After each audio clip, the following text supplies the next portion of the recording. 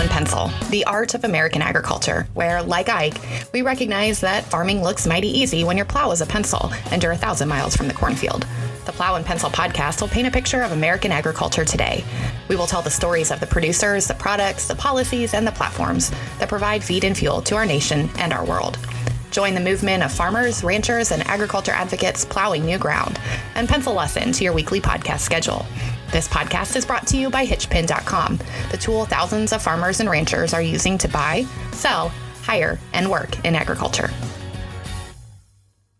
Hello, HitchPin community. Welcome back to Plow and Pencil, the art of American agriculture. I'm your host, Emily Fink, and today I'm honored to have Lynne Hinrichsen, Development Officer for Farm Rescue, joining me to share how her organization assists farmers and ranchers bridge crises so that they have an opportunity to continue their operations. We'll specifically talk about the 4-county wildfire that occurred in Kansas on December 15th. First, just a little bit about our guest. Lynne and her family own and operate a registered cow-calf ranch in Westmoreland, Kansas. Prior to joining Farm Rescue, Lynne served as a USDA State Director for Rural Development and was an Ag Business Development Director for the Kansas Department of Agriculture. She brings a wealth of relationship building, sales and marketing, and real-life ag experience to her role. And perhaps my favorite part is she's my neighbor. You can follow them at Farm Rescue Org on Facebook, Twitter, and Instagram. Welcome to Plow and Pencil, Lynne. Thank you. I appreciate the opportunity to share our story with you. I like to start each of our podcasts with a little bit of ag trivia. And so I'm going to ask a question, and then before we sign off, you can tell everyone what you think the answer is. And those of you listening along, you'll have a few minutes that you can think about the answer too. So are you ready? Sure. All right. Today's question: what is the average age of all farmers?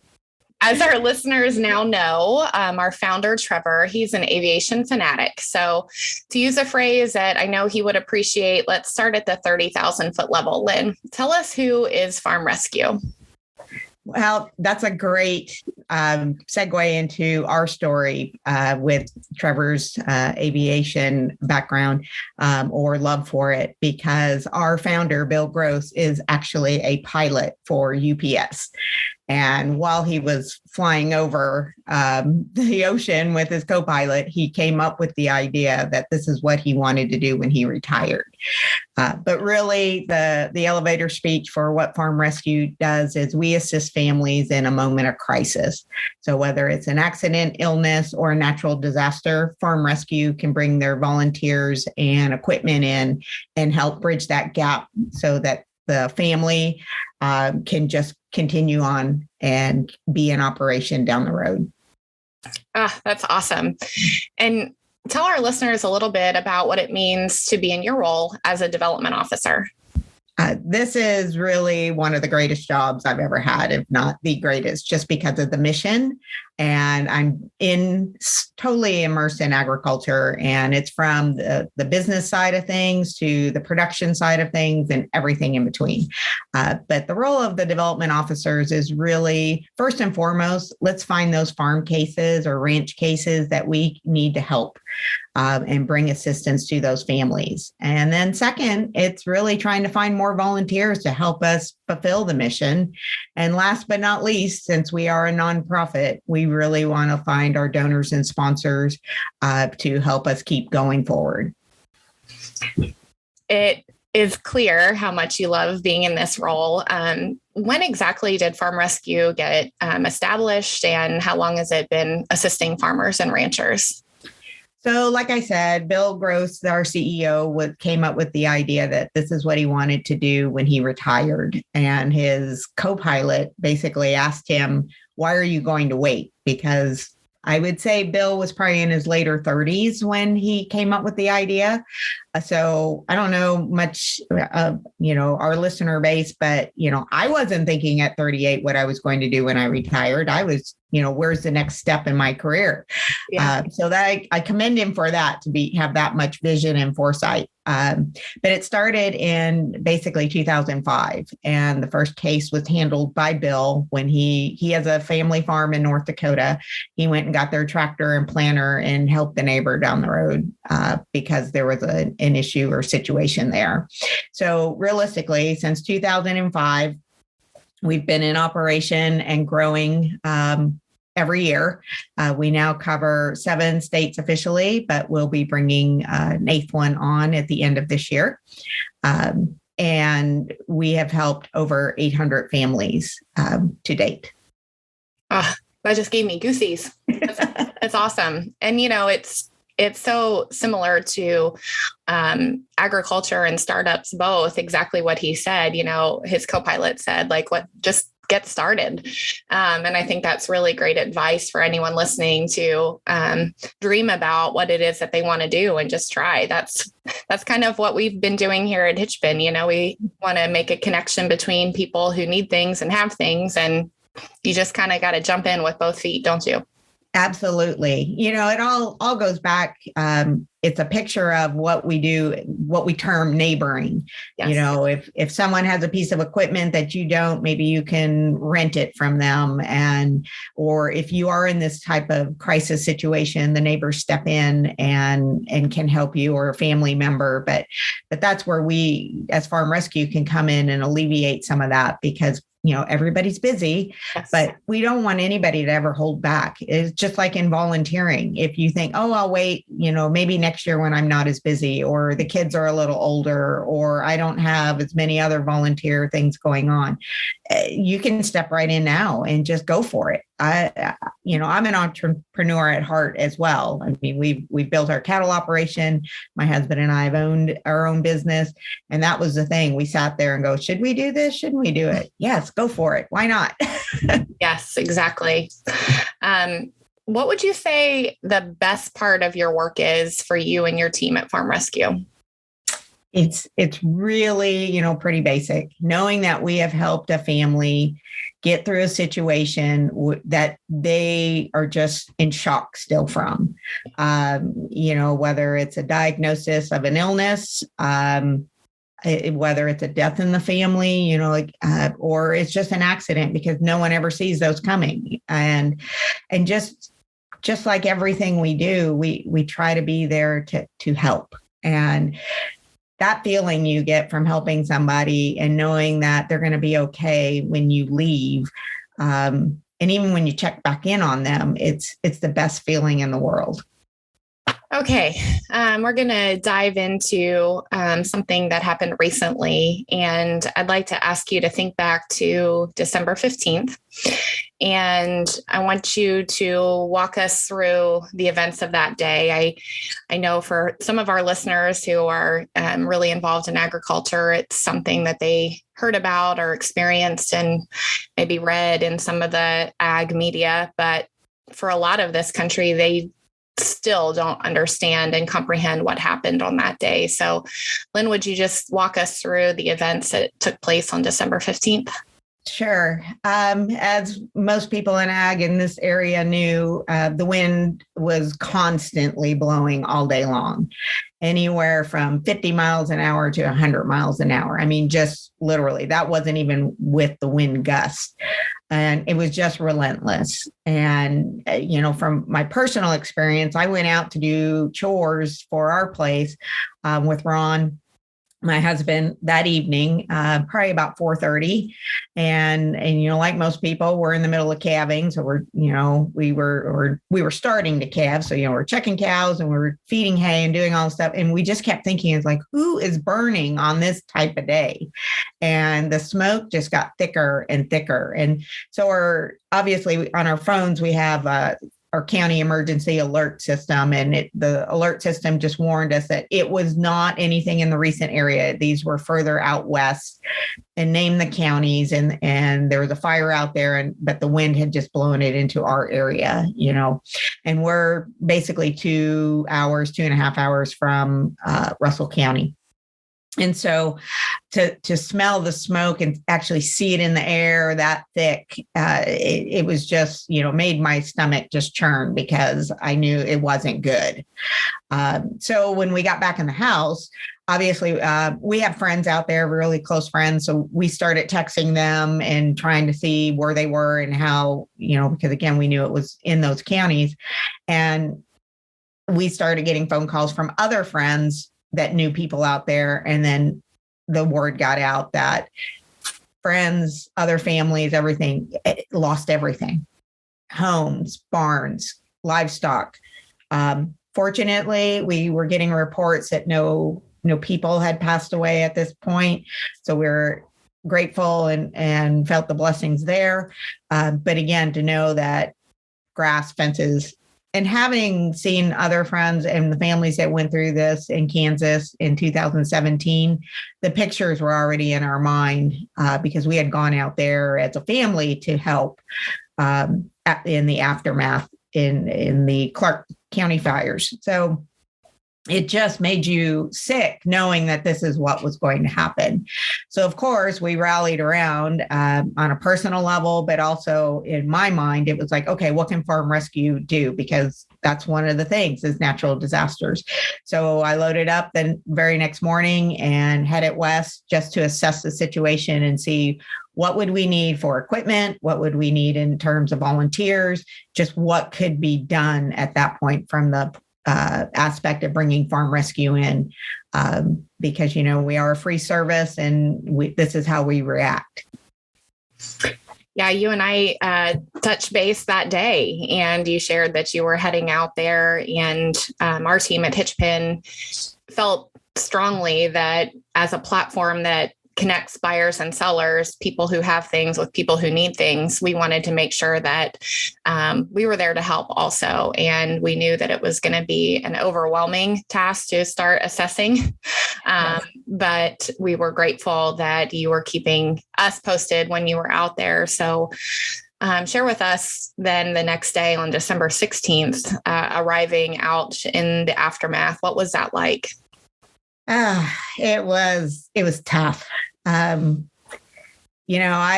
didn't personally travel out to the Clark County fires. My family did and helped in it, like I said, in the aftermath there. But driving down those roads and just seeing fence posts still smoldering, seeing basically a pile of rubble, knowing that was somebody's home or their barn, seeing equipment and vehicles burned out.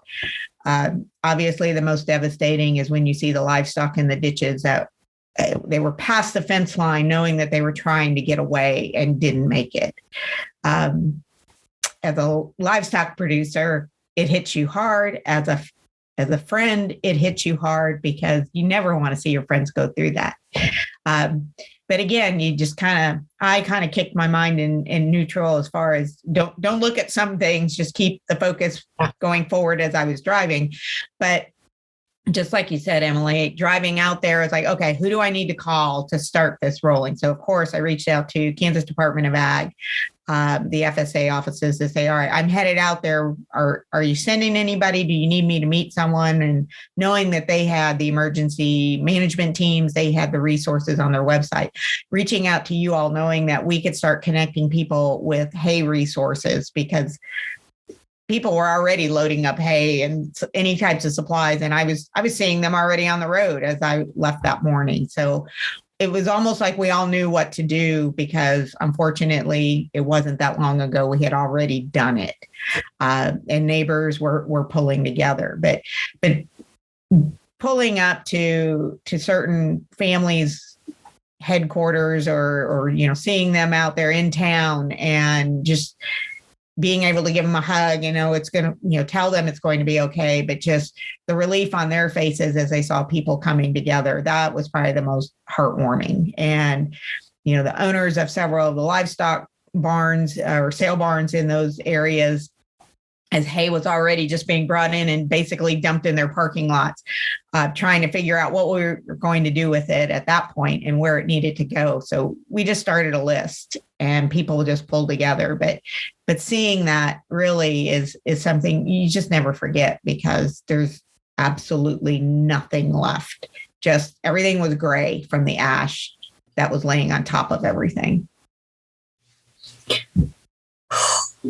Yeah. No, I get it. No matter how many times I tell the story, it still gets me. And the reaction is the same. Again, you feel for everyone because it's their livelihood. It's their business. Yeah. you used a term that I think is very appropriate, and neighborly and community really comes to mind when I think about how quickly people joined together, and the ag community from across the nation really responded quickly. And the ag organizations that you and I both are really proud to be associated with here in the state of Kansas. I mean, they were very quickly to say, all right, unfortunately, we have gone through something like this in the past. And so let's get to work. And I'm sure just like we did, you probably heard from people all across the country wanting to help do whatever they could to support the folks out in the 4 counties. Yes, I got calls immediately.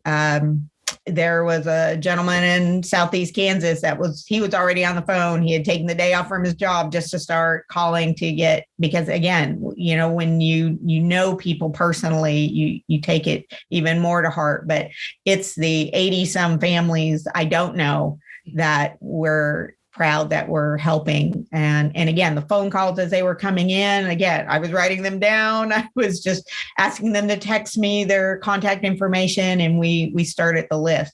And then once I was out there was already groups being formed. Paradise Wildfire Relief Group is one, and churches, and again, the local co-ops. And even though these people were affected as well, they lost homes and livestock and barns and equipment, but yet they were still organizing and trying to get things going for the community members, the other families in the area. And so that's, we just started picking what we were going to use for like a home base, or a point of where we could just keep unloading the hay. But then it was like, okay, we don't want to put too much here, because the flare-ups that continued over the next week.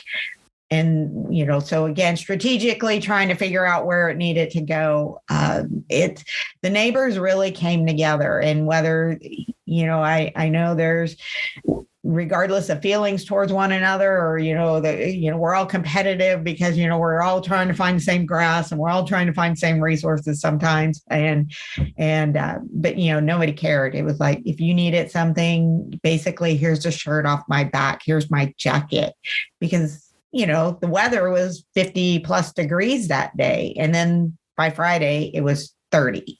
So literally people were rallying to each other. See, what do you need? I've got extra. Here you go. So, as we really think about it, there's, some immediate short-term needs that obviously you and your team helped address. And then there's the longer-term needs also. And I think that's something that I really hope listeners, if they were affected, or if they ever go through a situation where they need this type of assistance. I know both Farm Rescue and HitchPin, from our end, we are really committed to trying to make this something that is there whenever they need it. And we recognize that it might not be something that they can even process immediately. From a rebuilding standpoint, we know that doesn't happen overnight. Right. I saw that from being there the day after. And again, just the look of shock, and you're standing there with these, farmers and ranchers, and they're looking around and they're going, okay, where do I start? Yeah. And that was the cool part, because when the people came to their location, it was like, you just worry about directing people. We'll do the labor part. And this is where we're going to start. So, it's like once that first step was made, then the next step. The best thing was when, the farm rescue team came out on that following Monday, and we brought equipment and just started hauling hay and redirecting hay loads that were there instead of load, unload, reload, and all that. Yes. But to see them the following week, these same people, and whether it was they got the help, a little bit of help, and they just knew it was going to be okay, but just to see that they were a little more normal in their reaction and their demeanor, that's what really hit home to me as well, that this was how they were going to survive. And that's the farm and ranch community. we're going to get knocked down, but we get picked up, we dust off, and we step forward. And that was really the coolest part. And so Farm Rescue came in and we hauled everything for a few days that time. And of course, we're right on a holiday. So I sent the volunteer home, and because he needed to be with his family over the Christmas holiday. So he did, but he left the day after Christmas to come right back down. And, again, I met him on that following Monday. So now we're almost 2 weeks post fire happening. And then we just started hauling more hay again, and then redirecting and just keeping it going. So we stayed another 3 days there. And we're at that point where I'm getting, I've been fielding calls again as, okay, when are you guys coming back, or can you come back? And definitely we're looking at maybe 2 weeks from now, we'll be bringing equipment and volunteer back down to just start hauling again, because they're through that cycle. Either the neatest part is in some of these calls where you think, when we initially hauled hay, everyone was, okay, we've got enough for what I have remaining in my livestock herd, whether it's cattle, horses, goats, whatever it may be. They were like, okay, we got enough right now. So now we're basically 60 days after the fact, and they're like, oh, okay, we went through that. Now I need a little more. Or, hey, guess what? I went and bought another set of cows or bred heifers or something. And you're like, yes, they're going forward. So absolutely, we're going to get back down here and start hauling some more. Yeah, it's incredible. We, you mentioned the Christmas holiday overlapping, and we heard from someone in Missouri who decided that for Christmas, that's what she wanted to do. She wanted to drive out and just be of help however she could. And she loaded up a flatbed trailer with supplies, fencing supplies and equipment. And the thing that just warmed my heart so much was, she said, I don't care if I need to do laundry or cook meals or build a fence. I just want to go and help. And it's just such a great example of how everyone really came to help, and whether there was an experience that they went through themselves that has led to them thinking, okay, I want to pay this back. Or there's a lot of people we talked to who said, you never know, it could be us next time. And this is what we do when we're part of the ag community. And it's really the heartwarming piece that comes out of these crises, for sure. Absolutely. And I saw all of that. One person even made a comment that they had gone down to help in 2017 at the southwestern Kansas fires. And he said, he goes, it almost makes me feel like I didn't do enough. And I'm like, no, every little step, every little piece someone can do, whether you gave an hour of your time or 2 weeks of your time or more, all of that, just helps everyone get down the road a little further. So it's always enough if you're doing something. Yeah. And it's just great to know that in this country, that regardless of where anyone is from or what their background is, they still have servant hearts and do want to give back, because we never know when we may be in that situation. And they're not doing it because they expect to be repaid down the road or anything like that. It's just, this is what you're supposed to do as a good person. And that's why I say it doesn't matter your background, if you're involved in ag or not, there's a place for everyone. And that's what I love about our volunteer base is we have skilled equipment operators and CDL drivers and all that. But then we have the people that drive the vehicle to go pick up lunch, or like you said, do the laundry, or just clean up something and stack wood. I mean, it's whatever is needed. They're going to be there and they can find a use. Sometimes you're just the person directing traffic. I know when I was out there was one person just totally, she had her clipboard or a spiral notebook. And it's like, as people were bringing things in, she was just writing down names, what they brought. And, knowing that the families out there might want to send a thank you note or, something even months from now when they have the time. It was, whatever the need was, she was there to do it. So it was great just to see how everyone, unfortunately, it took that kind of disaster to see some really good things come out. But probably the best is, again, knowing that this is what the ag community does, and good people all around will do. They'll do anything to help their neighbor. So true. So do folks apply for assistance through farm rescue, or do you accept nominations of families who might be, obviously when there's a natural disaster, that's a little bit different, but talk us through how you identify the different farmers and ranchers who need help. So knowing that typically when a family needs help, not only in a natural disaster, but, if it's an accident or illness and they're in planting, harvesting, hay baling, livestock feeding, those are the 4 major things we help with. If somebody typically needs help and they can do the online application, that's the easiest. Or if a friend or family member can do the application for them. Turnaround time on approval is usually within 48 hours because it does go through our board of directors.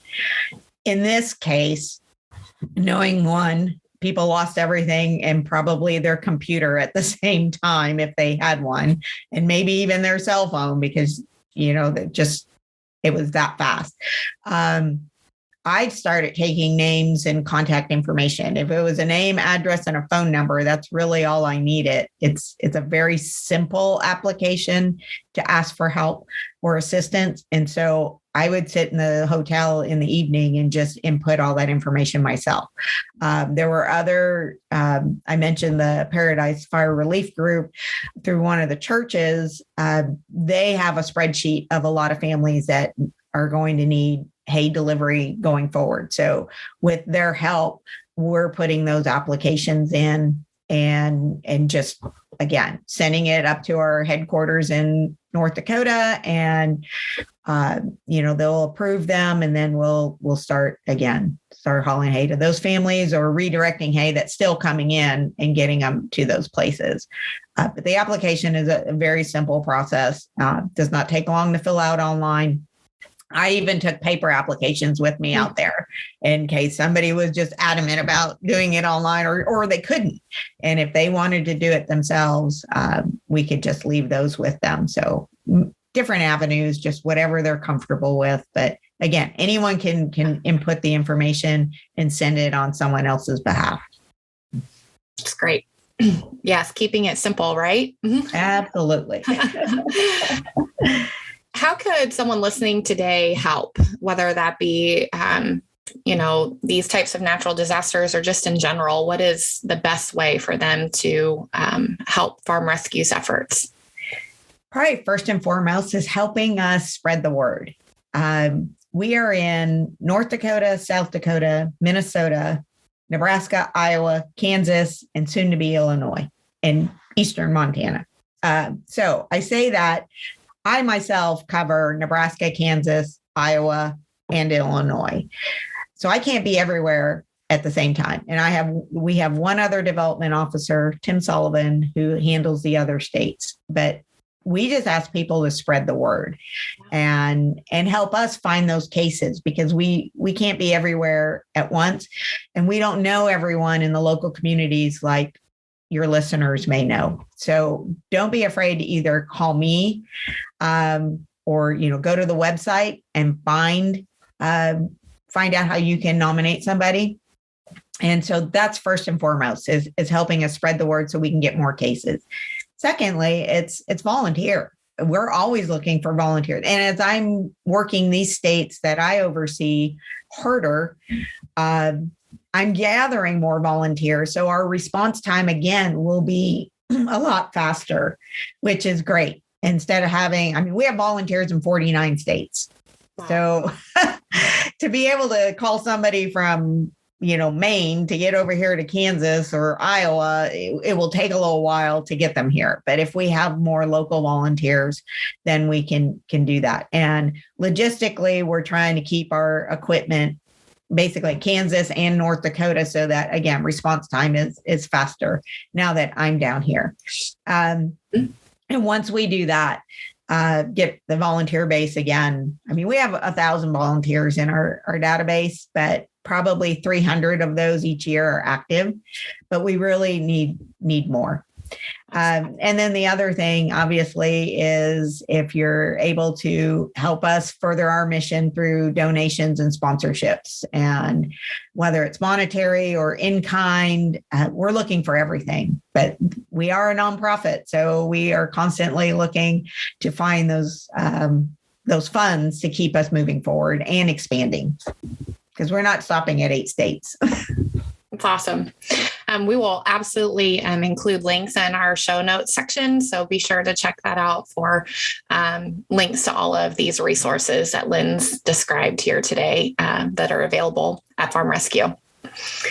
The thing that I want people to hear too from a HitchPin perspective is if you have something that is willing to be donated, or if you are in an affected area and still need something, much to what you just described, Lynne, as you're 60 days out, 90 days out, 6 months out, please remember to use HP Help as a coupon code.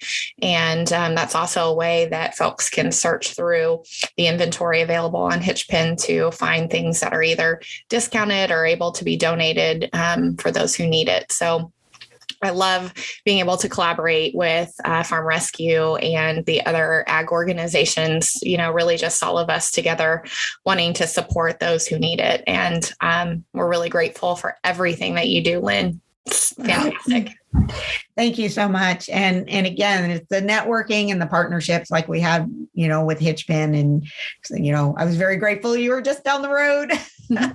Absolutely. It made it so much easier. But again, you have a great organization as well, and business that, together we can always be much more successful. I want to ask you one more question, a little bit broader.